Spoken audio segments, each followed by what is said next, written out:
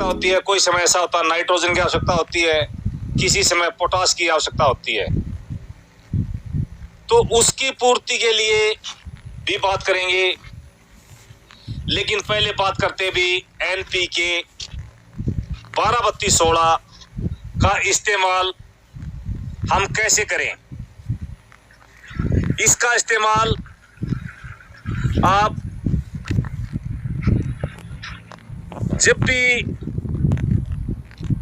पौधा लगाएं उसके 1 महीने के बाद, या भाई आप अन्य किसी भी तरह की खेती कर रहे हैं जैसे गेहूं, धान, सरसों, तो उस समय बिजाई के समय इसका इस्तेमाल कर सकते हैं। लेकिन आज मेन बात होगी हमारी बाग के ऊपर है, भाई बाग में हम इसका किस तरीके से इस्तेमाल करें। तो बाग में इसका इस्तेमाल के लिए आपने इसका सबसे ज़्यादा बेनिफिट होता है फ्लावरिंग से पहले जो हम स्पेशल डोज डालते हैं एप्पल बेर की खेती में, उस समय हम इसका इस्तेमाल करते हैं। इसके बहुत ही बेहतर रिजल्ट होते हैं।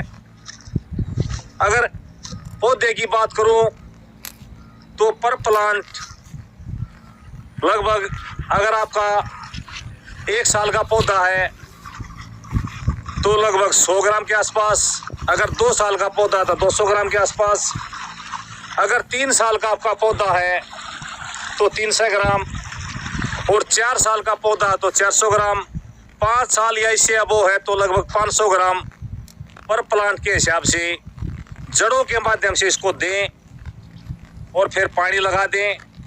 इसके बहुत ही बेहतर रिजल्ट आपके सामने आएंगे।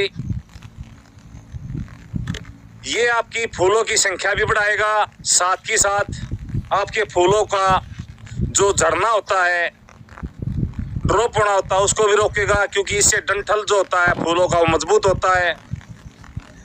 और साथ ही साथ आपके जो फल का जो भराव होता है, यानी कि जो दाने बनते हैं, उसमें बहुत बड़ा सहायक होता है, दाने भराव का काम करता है ये। इसके बाद इसका इस्तेमाल आप नवंबर के महीने में एक बार फिर इस्तेमाल करें, यही डोज होगा। अब बात करते हैं भाई एक्स्ट्रा न्यूट्रिएंट, जब हमने एक्स्ट्रा मात्रा में जरूरत पड़ती है तो उसके लिए हमने क्या करें, उसके लिए हम फोलियर यानी स्प्रे का इस्तेमाल करें। जैसे जैसे हम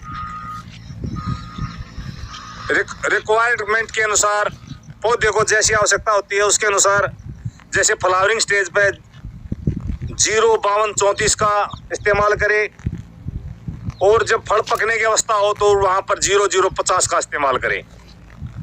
लेकिन अगर जड़ों के माध्यम से देना है तो NPK 12-32-16 सबसे बेस्ट खाद है। इसके अंदर आपके पौधे में जैसे भी दाना भरा होता है तो दाने का जो साइज है वो जल्दी भरा होता है, साथ ही साथ उसका साइज बढ़ाने में बहुत सहायक होता है।